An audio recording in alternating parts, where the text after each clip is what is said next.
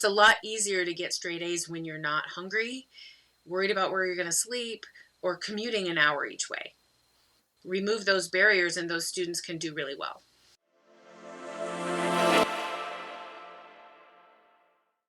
Welcome to Innovating Education, the podcast where we explore fresh ideas, groundbreaking strategies, and expert insights to transform the way we teach and support students. I'm your host, Dr. Riley Williams, and it is my honor to bring you conversations with educators, thought leaders, and innovators shaping the future of education.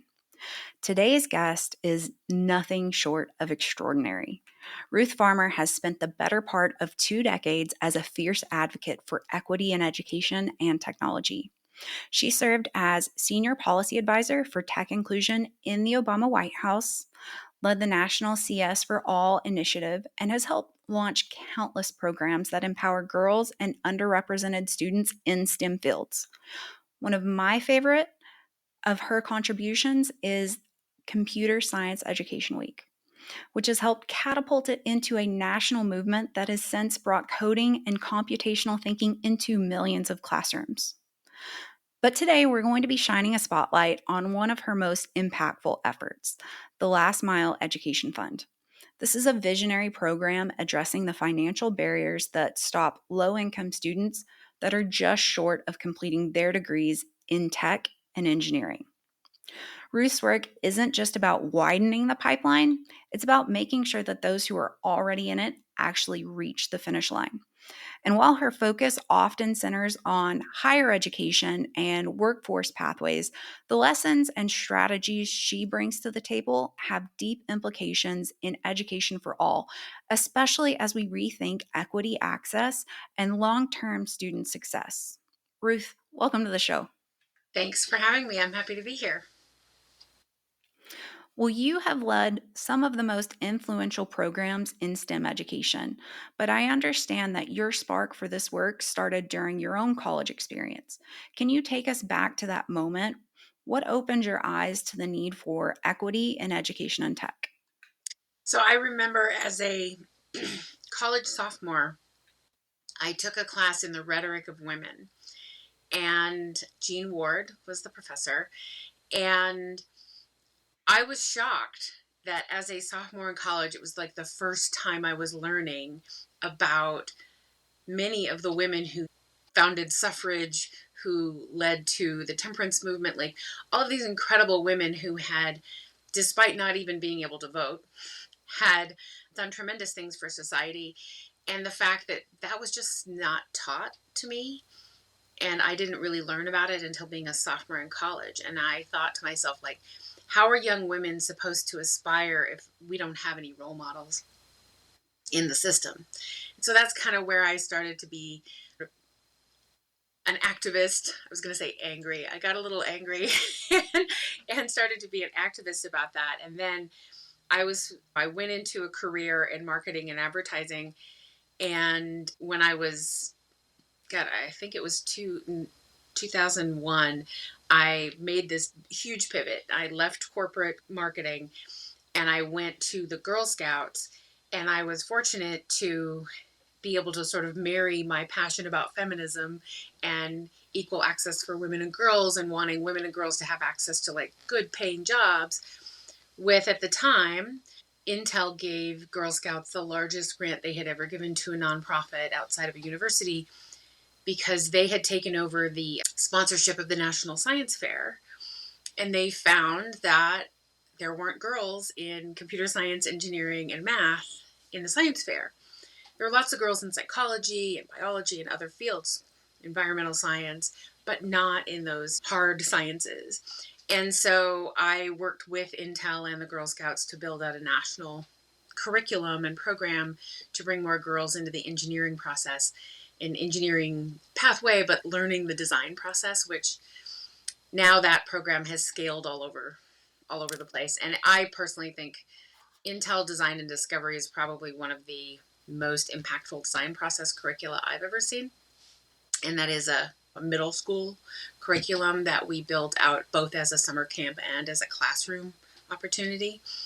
And so that kind of got me down this road of, okay, I want women and girls to be independent, have sufficient money, be able to build careers, and STEM, where a STEM degree is the fastest pathway to a professional salary, yet women are still underrepresented in tech and engineering. Like, we've done really well in medicine.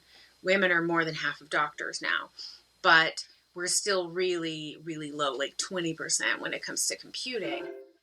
And I think now, in the world we all live in which we literally live on a device all the time, that making sure that those technologies that we are using every day are built by all of the people is really important.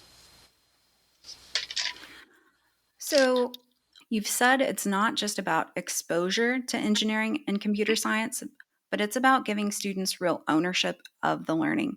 What strategies have you seen that actually do that and do it well?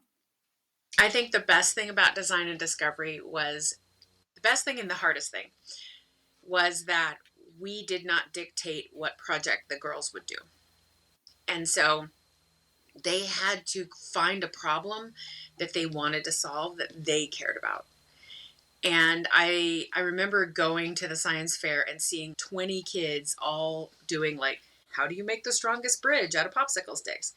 And did they learn something in that process? Probably. Was it easiest for the educator to have a lot of popsicle sticks and a lot of glue and a lot of paper? Sure. But was there any intrinsic motivation by that kid to solve that problem? And so with design and discovery, we spent the first couple of days being like, look, the world is designed by people to solve problems. You too can change the world around you.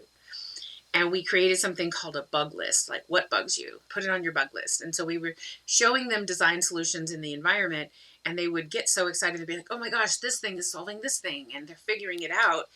And we would take them on little field trips, like we went to Home Depot, and they're like, this cart is for plants, and that cart is for wood, and that, and they're understanding the design solution. And then they would come and they'd be like, oh, well, this doesn't work, and this doesn't work for me, or this is too tall, or, and I'm like, put it on your bug list. So then they would come up with something that really was important to them that they wanted to solve. And it was challenging for the educators because we had to then go get the supplies for every possible project that they had come up with. But their commitment to it and commitment to solving that problem was so worth it. And so I think connecting with the actual needs and drivers of that student. So I remember one student in particular, both parents were incarcerated and she lived with her grandparents, and Oregon is very wet. This was in Oregon. It's wet there. It rains, it's wet.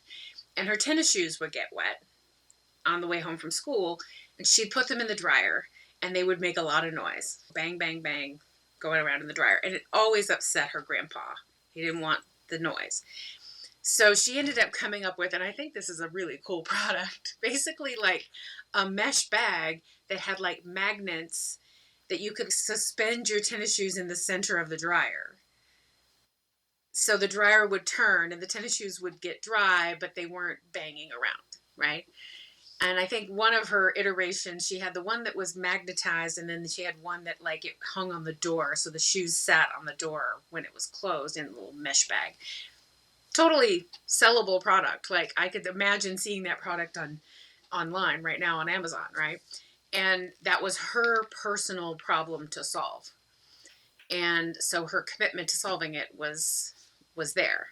And I think the other thing about that was really powerful was imparting on them that they had the power to change the world around them. I think that women are extraordinarily good at adapting to things that weren't built for us, because most things are not built for us. And somehow we're imparting that tendency to just accept that onto kids and disrupting that early in their lives and be like, no, if it doesn't work, you can change it. You can make something better. And that's where inventors come from. And we had quite a few inventions come out of that program. And I think letting the students own it is a critical part of the solution. So, from your perspective, what are the key levers that we need to pull to ensure that every young person has real lasting access to opportunities like these? Yeah, I think about this a lot. One of the things that really concerns me is the tendency to um, be like, expect. So, in computer science, for example, we want all students to learn foundational computing. We want them to understand that computers are programmed by someone who has a motive, that the device in your hand is not a neutral device per se. So we want to understand that things are programmed, and we want them to understand that they can create those programs and solutions themselves and how to do that. And one of the ways that inequity comes to play in this is the assumption that everyone has equal access to spend a bunch of personal time playing around with the technology.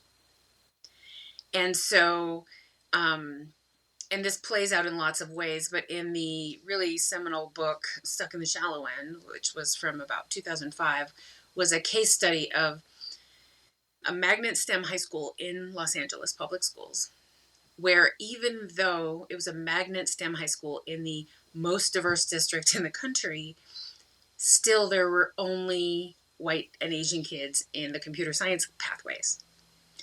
And what they found was what Dr. Jane Margolis termed as preparatory privilege, in that students who were coming from affluent white and Asian families whose parents were engineers, they were being taken to Maker Faire on the weekends.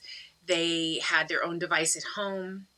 They didn't have as many home responsibilities like caring for their siblings, so they could spend 2 hours a night playing around on their device. And so the teachers and the counselors would be like, oh, that's the tech kids, because they're always talking about tech and they're talking about the games they do. They're talking about the stuff. And so they were tracking those kids into computing. And then the primarily low income Black and brown kids who didn't have their own device at home and were watching their siblings all the time while their parents worked, they were assumed to not have the interest or the aptitude. But it wasn't that. It was that they had not had prior access. And so they're misinterpreting prior access as interest and aptitude. So I think all of the ways, and I think we totally saw this during COVID, where I think it was a New York Times or Washington Post article that did this about the inequity of Ivy League students who then suddenly went home. And one Ivy League kid is, oh, I'm spending COVID in my parents' vacation house on Cape Cod. I'm so bored out here. Meanwhile, another young woman is literally trying to do Zoom class off the rear bumper of her parents' food truck. And it was really disrupting that opportunity that really low income students get when they go to an Ivy League school to like level up and fit in, and nobody necessarily knows, right? And suddenly there was this whole phenomenon of nobody wants to turn on their camera because you don't want people to see your home or your situation. Or kids are trying to share a device between multiple kids, or the older siblings are having to literally be the teacher for their younger siblings who are trying to also do Zoom school. I think we all saw that, right? And there were all of the kids sitting outside a Taco Bell using the internet, pictures that ended up. I think we really, really learned a lot about the disparities in access at home. And so one of the things I tell teachers when I'm talking to them about computer science education, I'm like, there should be no homework. Like, you should be doing everything in the classroom that requires those devices, because otherwise you are creating inequities, expecting students to have not only the access to the device and the internet, but the time to spend on it. And that over advantages people who don't have responsibilities for siblings or having to work and those types of issues. You've often spoke about the importance of designing for scale and equity from day one.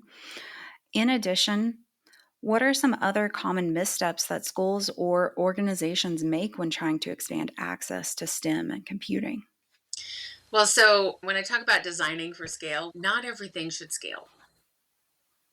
You can have an incredibly impactful, amazing program that serves 20 kids that should just exist in its own right. And the question I ask people to ask themselves, does this program depend upon the energy and personality of a dynamic individual? That does not scale. Does this program cost more than $1,000 per person? to implement. Then you have to think really hard about if you should scale it, because I have seen it over and over where these awesome programs, whether it be robotics programs or academic decathlon, etc., that the kids are on a constant fundraising treadmill. Oh, we won this. Now we got to get to the next level. We need $5,000 to get to the next conference or the next thing. And so then the kids whose dad works at Dell, they're fine. They just, call up dad and he asks his work and they get $5,000 and they go to the next thing. And then the kids who don't have that, we're not trying to raise fundraisers. We're trying to raise engineers, right? So that really, really frustrates me. I think also, if you were spending your own money to launch an initiative that was for profit, right? So your money or your investor's money is at risk. You're going to do a tremendous amount of due diligence to understand the market opportunity, to understand who your competitors are, to understand if solutions already exist, right? In education, and especially in nonprofit, there's a tendency to be like, see a problem, jump to a solution, and not do the due diligence. And there is so much duplication.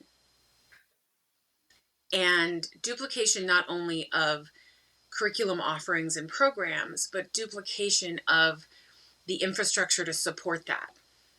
And what I mean by that is there are 30 million kids going to Girl Scouts, Boy Scouts, Boys and Girls Club, 4-H, and Campfire.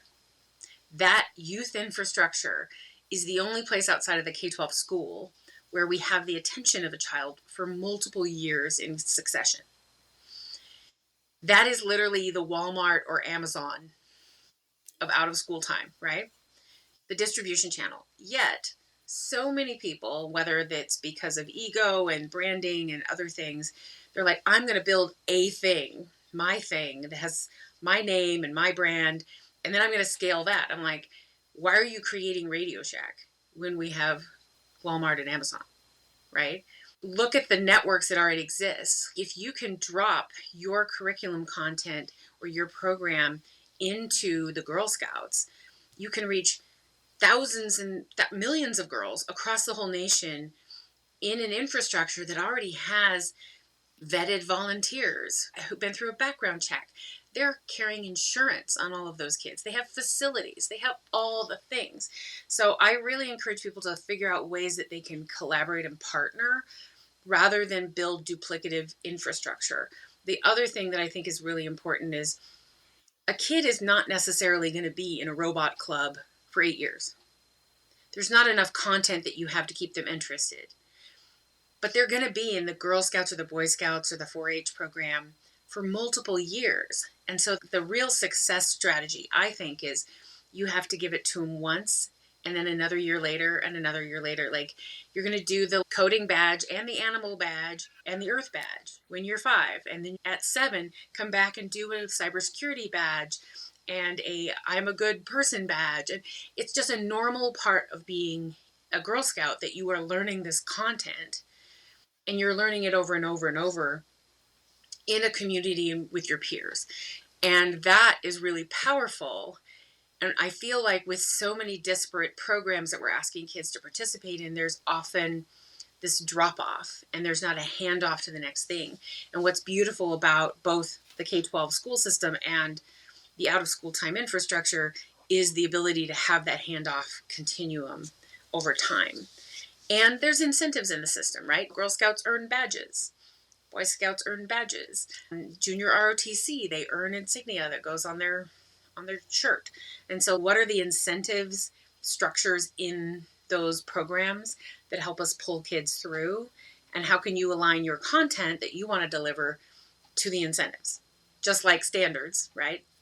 There's badges and other things in those programs.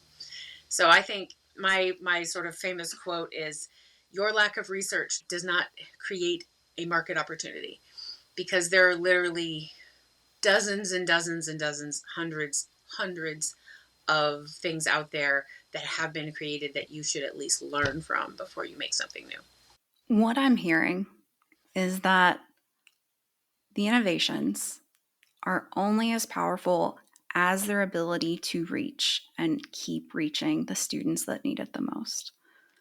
What does it take to build education efforts that don't just launch with a ton of excitement, but they last with real staying power? I think one is it aligned to the incentives that exist in the system? And I think a really great example of this is the very successful AP Computer Science Principles course, which was 15 years in the making, right? So they just came out with a study last month from Stanford that said that AP Computer Science has increased participation in college computer science enrollment, especially among women and people of color. That's what it was intended to do. And 175,000 kids are taking this test each year. And it was the biggest launch of an AP course in history. So great. How do you create the reason we wanted to create AP Computer Science Principles was because AP is something that college going students do. And so we had to set out to create a course, get all these universities to give credit for it, get all these teachers prepared to teach it. But now it's there and it's evergreen. In the same way that there are now 78 badges in Girl Scouts in cybersecurity, computer science, and engineering, starting from age 4 all the way to age 18. Those are evergreen. Those are there forever for every girl in every zip code in the United States. And that's what's going to sustain it. Now, could it be amplified with corporate partners? 100%. I live on the Front Range of Colorado. You literally cannot swing a cat without hitting a PhD in something. We have 11 national research labs here.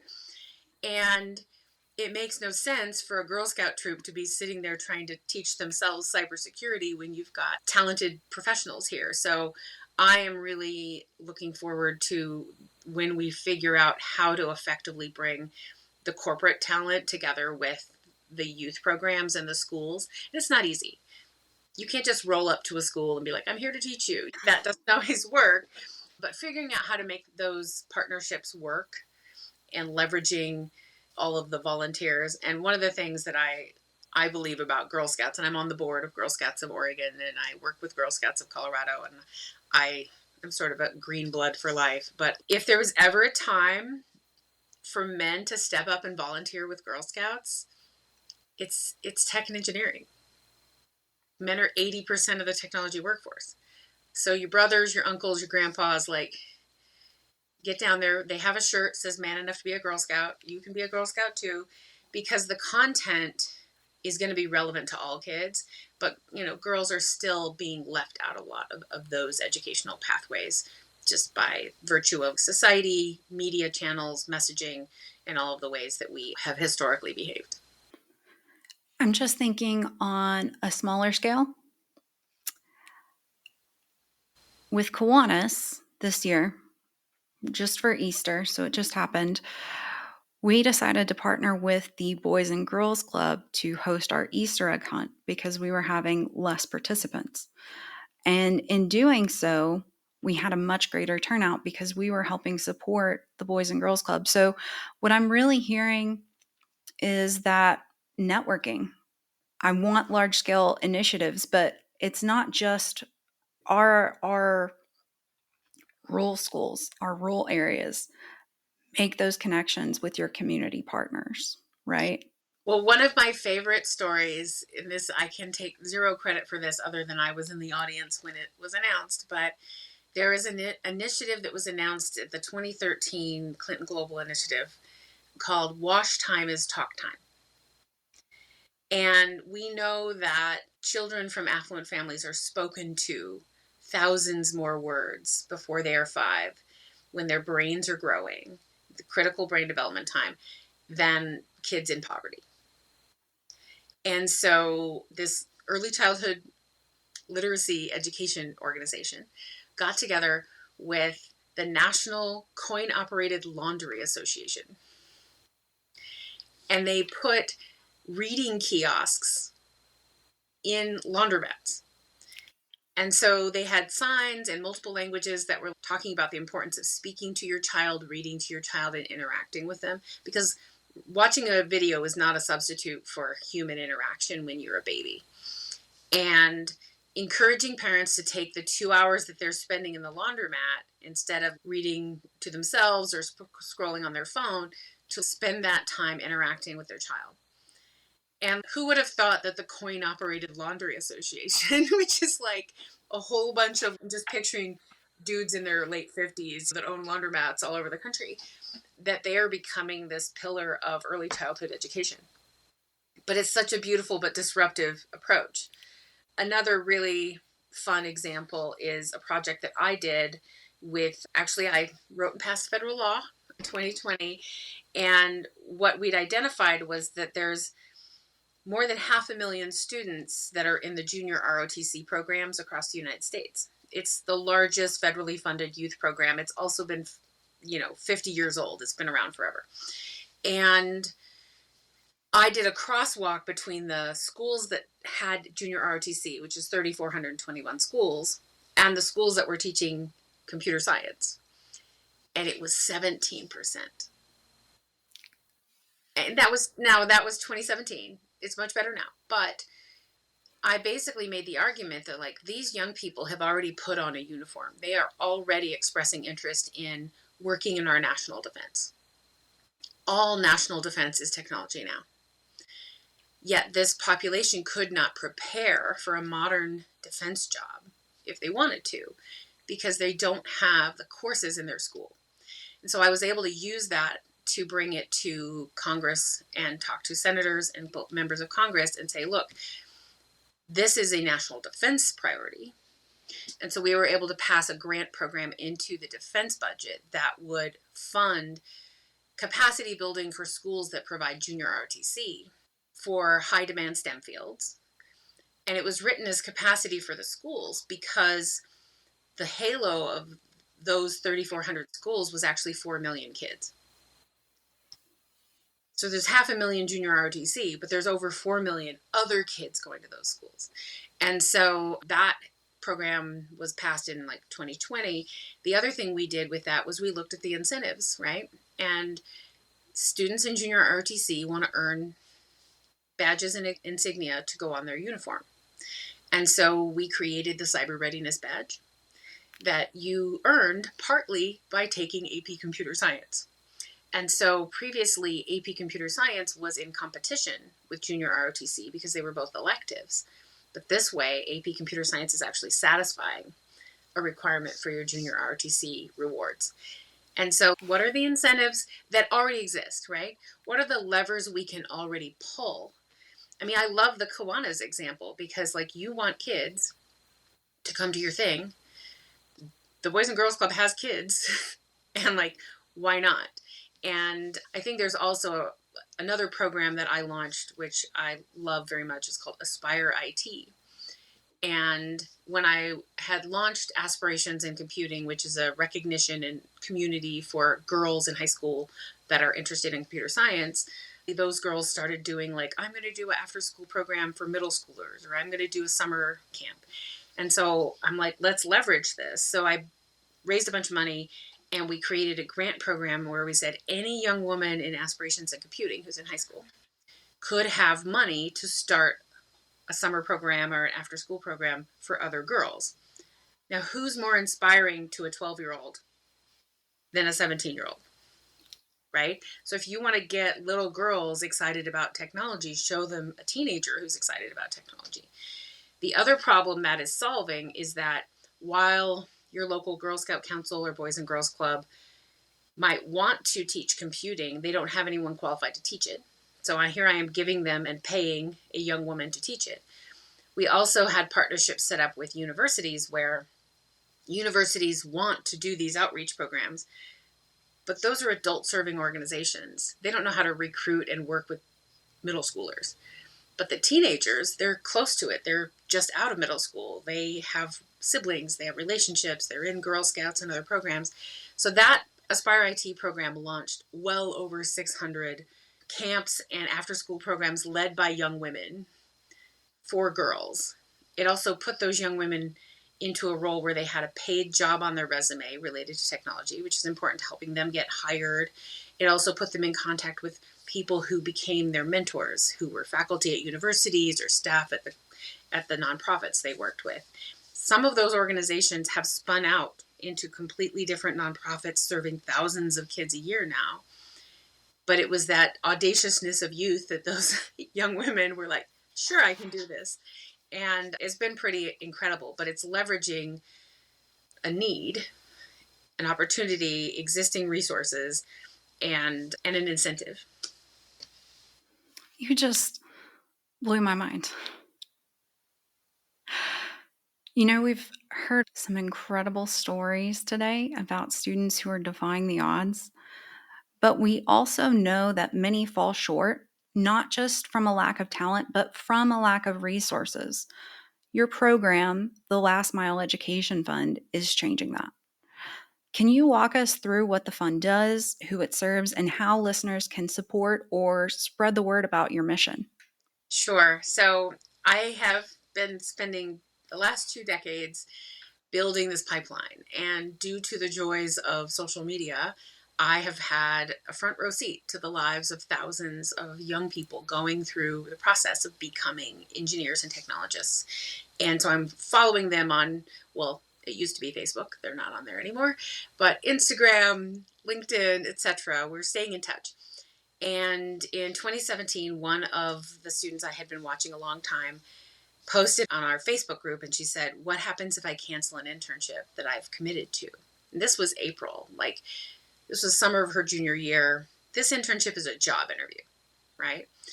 And you don't cancel your internship at one of the biggest banks in the world in April when you're supposed to start June 1st.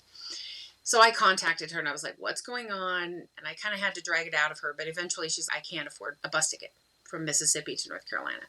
So she had the skills, she had the education, she had been offered this job, but she was literally unable to take it for the cost of transportation and a place to stay when she got there, because the system is that you get your relocation reimbursement in your first paycheck, which you get 3 weeks after you start. So you have to somehow front $3,500 or so of housing and transportation. And so I used air miles to get her there. We found a place for her to stay with a friend. And today she's been a software engineer in the financial sector for more than 5 years. She's also a homeowner. She got married. She's got an adorable son. Like, her life is going great and could have been at least slowed down had she not been able to take that internship. And so she and I and her professor got together and we're like, how many more students like her are out there that are facing some barrier but don't have somebody to ask? And for a student who has made it to their junior year in something as hard as engineering or computer science, we can't afford to lose them. Like, too much has been invested and they've proven themselves. If you have navigated higher education in the United States as a low-income student, as a first-generation college graduate, you've proven you have problem-solving skills. You've proven you have grit and resilience. Like, we need you to finish. And so we built the Last Mile Education Fund as basically a safety net. And I like to joke that we're the cool rich aunt to any low-income student in the U.S. who needs help. And so we're focused on we're raising money from the employers that are going to benefit from this talent. So we're raising money from Google and Microsoft and Capital One and Bank of America and other places that need the talent. And then we're investing it in students who are close to graduation, but having to slow down or maybe stop over financial hurdles. We launched in January of 2020 quietly, and we were sort of whispering to different faculty and being like, hey, we have a little bit of money because we only have $100,000. Then COVID happened. And we raised about $300,000 from different funders who wanted to help students because the whole nation was in crisis in terms of higher ed. And a lot of people don't know this, but the CARES Act, if you made under a certain amount of money, I think it was $85,000, you got $1,400 sent to you by the government. If you had a child, you got $700 or so for each of those children. If you were a college student, that money was given to your university and they were supposed to give it to you. Many of those universities have yet to deploy all of their COVID money. Wow. So when students were applying to us for financial help in March and April of 2020, we even started before the CARES Act was doing anything. I forced them to apply to their university's fund first and tell me how much their university's fund had given them. And they would say, oh, they gave me $100. They gave me $20. And I'm like, you spent $100 to process that $20. That's maddening, right? And so in many cases, the universities just applied the money to the student's account. So if you had a past due balance, that didn't help you.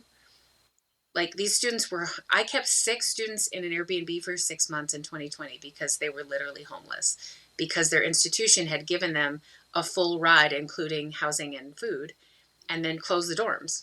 And they were just like, what are we supposed to do?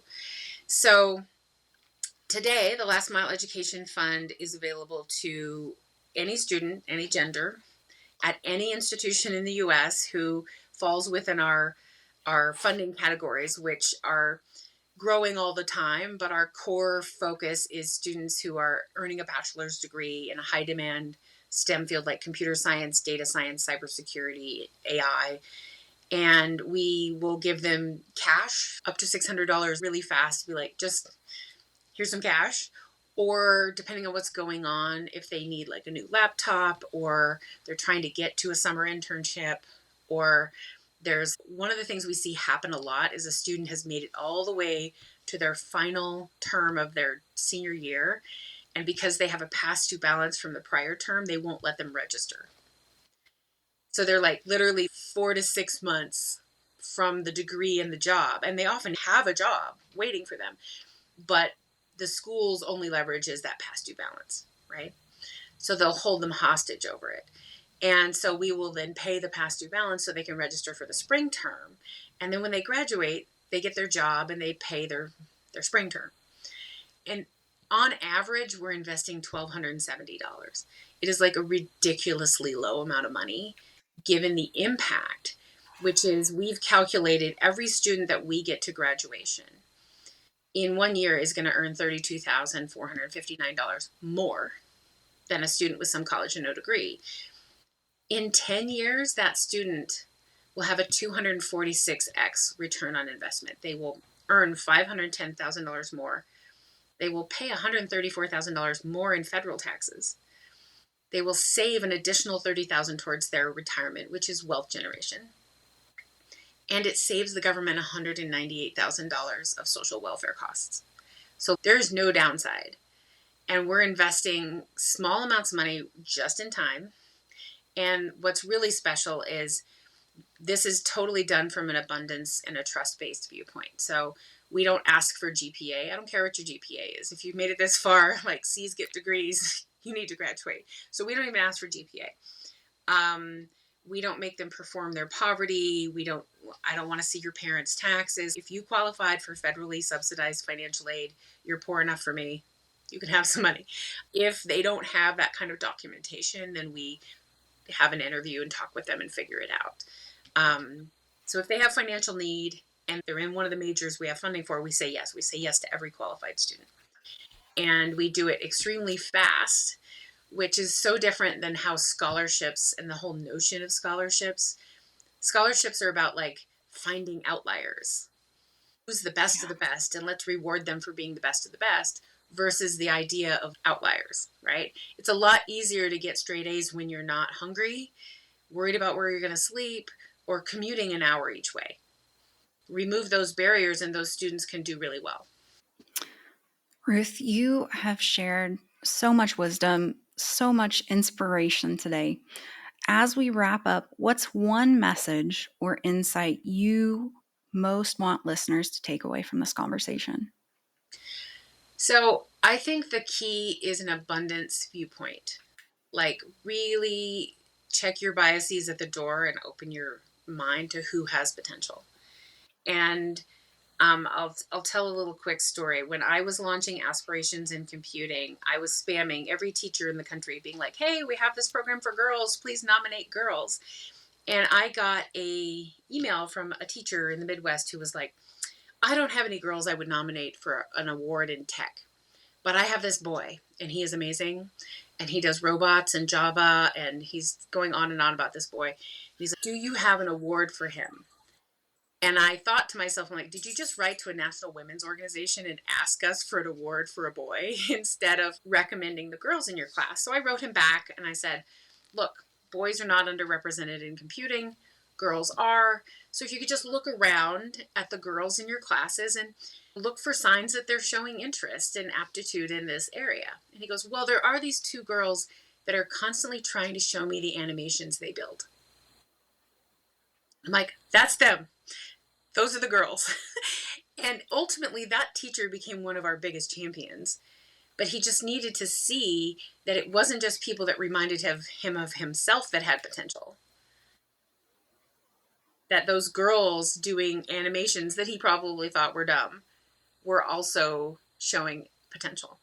And I think if we all could adopt an abundance viewpoint towards talent and potential, we could go a very, very long way. Ruth, thank you so much for joining us today. You remind us of what's possible when we invest not just in access, but in true equity. So, to our listeners, I encourage you to learn more about the Last Mile Education Fund. This incredible initiative is helping students overcome the financial barriers to completing their degrees in tech and engineering. And it's a powerful way to make a real difference. You can find out more information at lastmile-ed.org. I'll go ahead and link it for you in the comment section. We're proud to be supported by Solvia Learning Group, whose commitment to advancing education makes conversations like this possible. So if today's episode sparked new ideas or reflections, please be sure to subscribe, leave us a review, and share it with fellow educators. It really helps us out.